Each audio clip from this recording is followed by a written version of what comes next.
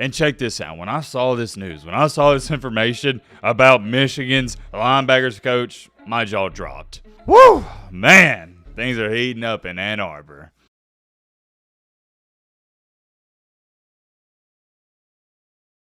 Well, would you looky here? Ladies and gentlemen, boys and girls, it looks like we found our not just a fall guy, but two fall guys for this Michigan situation. One of those being, and you can't even make this crap up, quote unquote, Uncle T. And you want to know what I immediately thought of when I heard Uncle T? Well, y'all know Tom Brady, right? The greatest NFL quarterback of all time.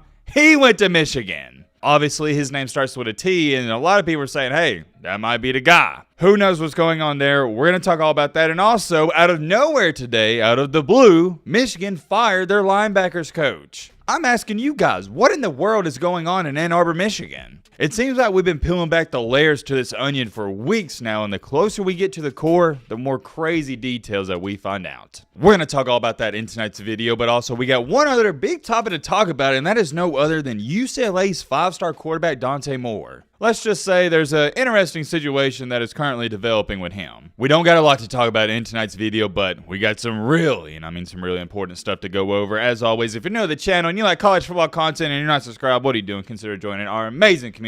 Bar, Matt, blah, blah, shut the crap up. Now, without further ado, let's get into it. All right, first things first, let's get this UCLA stuff out the way. Only going to talk about it for about 45 seconds. So we all know, or should know by now if you haven't been living under a rock, that UCLA, there's been a lot of speculation going on that they're going to move on from Chip Kelly. For those of you who don't know, Dante Moore was a highly touted freshman quarterback. He was a five-star recruit. Winds up playing a lot for UCLA this year, and there was a lot of ups and also a lot of downs. It wasn't exactly great, but he was playing as a true freshman. You couldn't expect too much out of him. And there was even some stuff going on where his parents were retweeting stuff the fans were saying about the team on Twitter. I don't want to get into all of that because it's really besides the point. The point is, it was a rocky season for Dante Moore. But check out what this insider had to say about all this going on. One thing I can say very confidently right now is that there are definitely some staffs around the country that are keeping an eye on that situation with Dante specifically, and I think that's picked up even more now just with these recent developments with Chip. Continuing along, even though Dante had been up and down during his time as a starter, and I think he had almost as many interceptions as he had touchdown passes, still is talented enough that was ranked among the top 5 recruiting class. And I don't think schools around the country have lost sight of just the ability and potential that he has moving forward, and did some flash during his time as a starter. Why is that important though? Why did I share that with all of you? Because it's being rumored that Dante Moore will be entering the transfer portal at the end of the season. This is some big time news because if Dante Moore's put in the right situation and he goes to a team that can utilize him in the right way, just watch out. That's all I'm going to say. Watch out. And to me, I don't think it's a if. I think it's a win. I think he's a lock to go into the portal. Wait a minute. Hold on. I know y'all want me to get into the Michigan stuff, and trust me, I do as well. And I do apologize I didn't throw this in the intro, but I have to talk about this. Did you guys see, actually, I don't know why I'm asking. I bet only 10% of you saw this. Last night, Thursday night, when there was Thursday college football, did y'all see that crazy targeting hit? To give you some context on the situation, Boston College was playing Pittsburgh, and yeah, like I said, don't expect many of you to be watching this game in the first place. But in this game, I don't even know how to describe what I saw. That was the definition of targeting. I can't show you the video clip because the NCAA, they would take down this channel faster than you know what, but I can show you a picture. I have never seen anything quite like this in my life. Do you see this picture right here? Yeah. This player wasn't going for the ball. It's like his eyes, he's not even looking at the defender or anything. He just jumped up and launched with his head. It looked like something in a video game. It looked like a glitch. Like, my man, there is no explanation for this. Absolutely none. And there's a lot of people saying that he should be suspended for the rest of the year, and I want to go that far. That's a little too much. Yes, he made a mistake, but let's not punish him for the rest of the year. Just suspend him for that game, and we'll move on. Okay, this is the best comment to describe it. Like he was going for a header in soccer. That's exactly what it looked like. It looked like he was trying to hit the football with his helmet. That right there, that's targeting, okay? All these other wishy-washy, questionable hits you see, they ain't targeting, all right? We've taken it too far. But this right here, that's targeting. That's why the rule was implemented, not when a player's lowering his shoulder and accidentally making some contact. You can tell, and this is what I'm talking about, you can tell when it's on purpose or if it's an accident. This, on purpose, get him out of the game. But 90% of all these other target calls, like the one on Shiloh Sanders a couple weeks ago, No, that wasn't on purpose. A lot of these players do mean to hit hard, but they don't mean to hurt somebody like this. I did want to bring that up, though, before we move on to the main topic. Let me know your thoughts on all of that. But now, finally, moving on to the main topic, the main encore, the main reason you clicked onto this video. What's going on with Michigan? Well, it seems like that one meme where the guy's like, here we are again.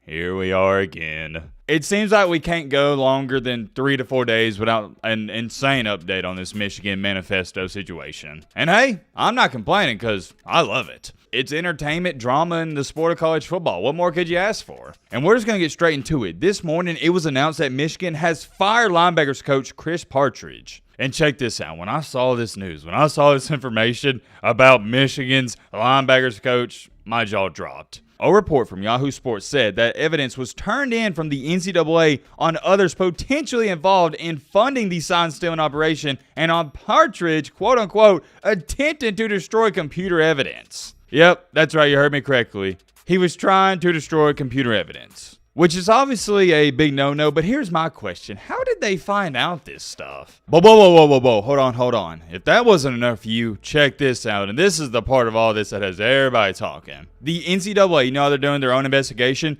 They showed Michigan this evidence. Part of this evidence was Chris Partridge destroying the evidence. The other part of it was that they have found a booster that went by the name, quote-unquote, Uncle T, and he partially funded the sign stealing scandal. Woo! Man, things are heating up in Ann Arbor. Good old Uncle T, man, Uncle T. Like I said, everybody, their first reaction was, wait a minute. Could this be Tom Brady? Nobody actually thinks Tom Brady's linked to this whatsoever, but it is a funny joke and a heck of a coincidence. Because you know Tom Brady, he played at Michigan. His name starts with a T. The fall guy in this is Uncle T, and Tom Brady also is a big football fan, so it's just a heck of a coincidence, like I said, but I don't think it's him. No way. I'll show it to you word for word right here. Here is really all you need to know. Multiple sources say that Partridge is not alleged at this time of knowing about the advanced scouting by Stalions, but acted after the fact to cover up evidence. Sources tell Yahoo Sports that a booster named in the NCAA report as quote-unquote Uncle T helped fund the alleged scheme, giving Stalions thousands of dollars for expenses. I wish I could sit up here and tell all of you I'm shocked by this,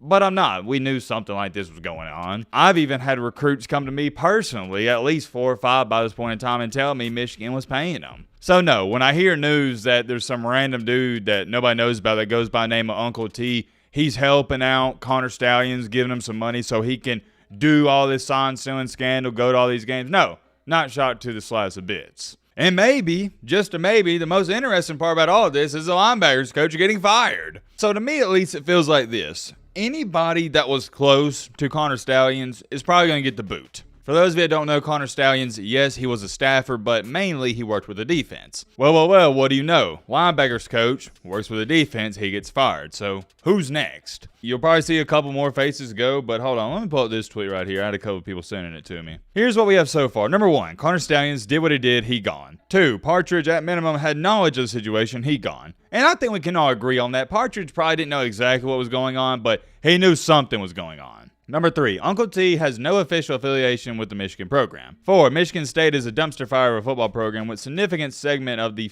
What does this even have to do with anything? Anyways, number 5, Ohio State has their 3rd loss to Michigan in a row coming in 8 days. Oh, so this is probably a Michigan fan tweeting this out. Going back to this whole Uncle T thing, this is probably some multi-gazillionaire rich dude who went there in the 70s or 80s. He's just a rich alumni. Or maybe, and this is just a maybe, it was another guy on staff that liked the plan that Connor Stalions had. Who knows, man? Who knows? What do y'all think? Let me know in the comment section. Who is Uncle T? Who could it be? The more I think about it, the more I probably don't think it's some multi-gazillionaire booster or alumni. Because I don't think any of these alumni or boosters would help fund Connor Stalions' manifesto plan. I think it probably had to be somebody on the staff that was also as crazy as Stalions. That's my 2 cents on all this. I know it's a lot to take in, but I'm curious. Let me know your thoughts on all this down below. But